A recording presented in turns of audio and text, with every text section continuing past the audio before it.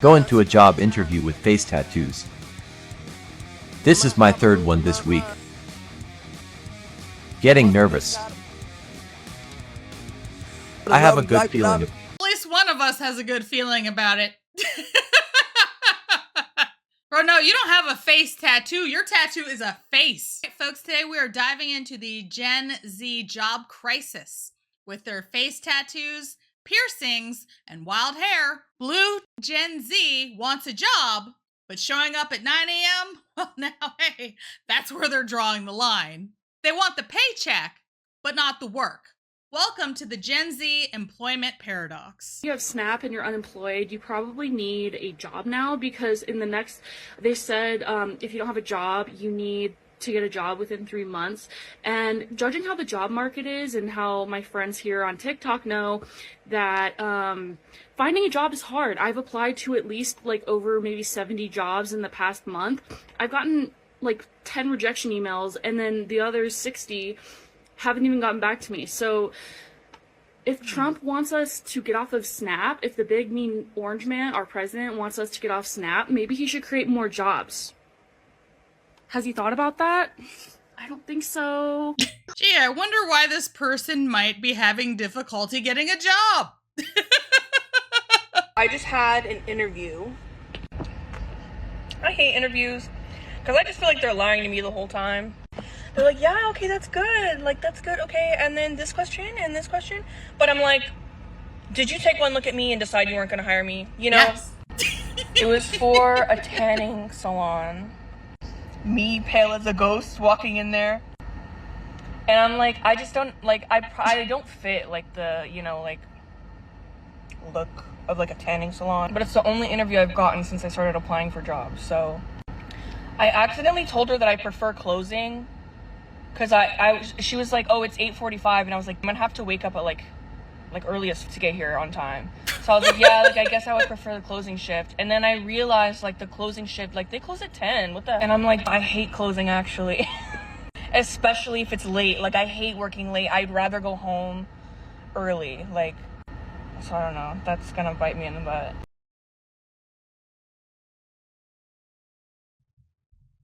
I was just supposed to do a quick quip with this one. But oh my goodness. If you want a real job, A, you're going to have to probably look like you want a real job.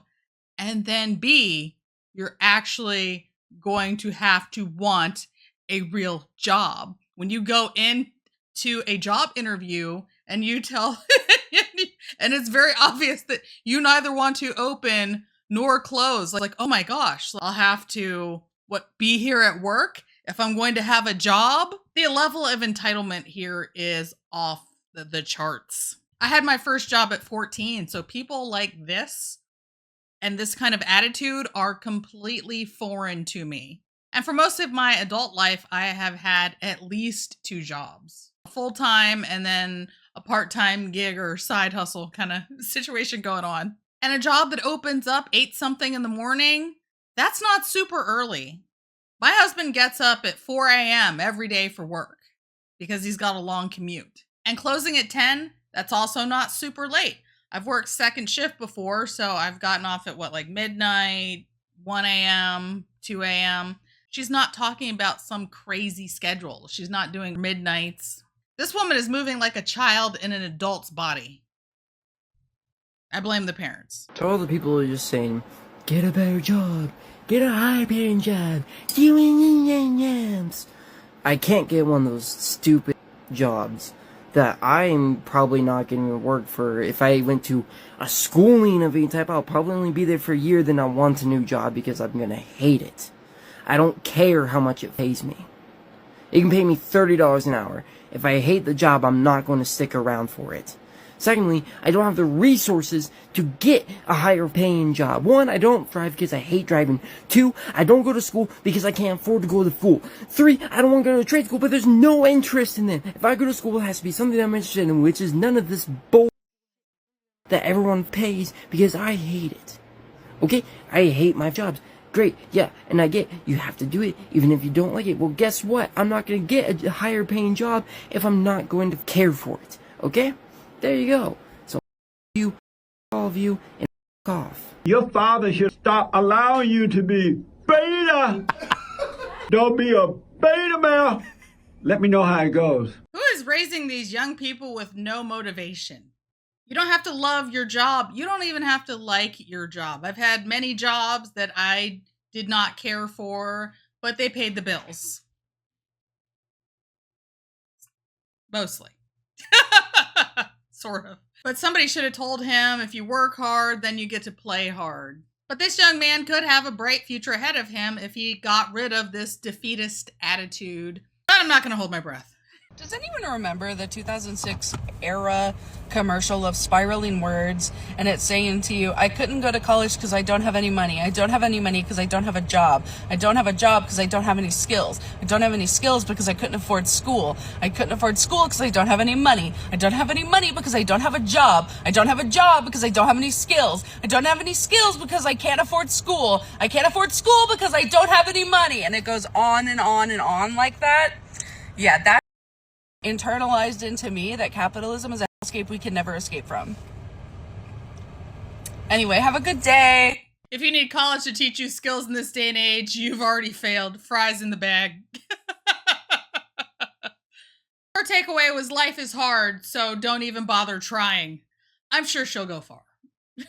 I am a Gen X woman that is heavily tattooed and have had steady employment since I was about 15, so the last 30 years. When I began getting tattooed in the late 90s and early 2000s, the only people that were as tattooed as I am now were bikers, people who've been in jail, or social outcasts that were living on the fringe of society. Today, everybody and their mom, it feels like, has tattoos, tons of tattoos, full sleeves, nurses, cops, people in the military, you name it. Now, when I started getting a lot of tattoos, the general rule of thumb was don't get them anywhere visible. Not on your face, not on your neck, and not on your hands. And a respectable tattoo artist would advise you on those things before they would go ahead and tattoo you anywhere. Where I'm at in my life right now, I'm fortunate not to have to work for anybody else. So my appearance isn't an issue. However, when I did have to apply for jobs and work for someone else, I would fully cover up my tattoos. I would wear a long sleeve shirt.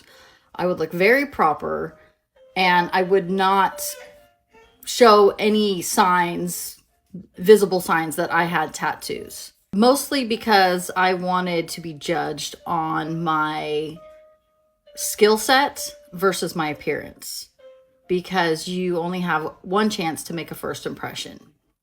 And it's even harder to find the job that you want and get the interview and all of that when you're a woman and you have a lot of tattoos, or at least that's how it used to be.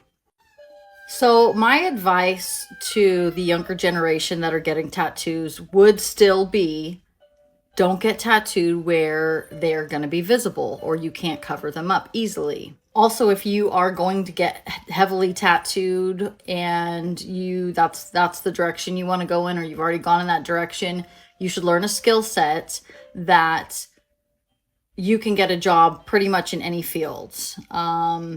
Maybe you're going to end up having to be a mechanic. Maybe you're going to end up having to be a cook and work in the kitchen. If you've got your forehead tattooed, if you have less visible tattoos, you can get a medical degree of some sort and work in the medical fields. I have a nursing degree, and when I applied for nursing school and had an interview, I sure as hell covered up all of my tattoos. And I let my resume and my education, my prerequisites speak for themselves. My prior work experience speak for itself. I did not want to walk into an interview and have them judge me based on my tattoos alone, or at all. Now, after I got into nursing school, that was a different story. However, when I had my preceptorship at the hospital, I had somebody in HR tell me that I could not show my tattoos as a nursing student.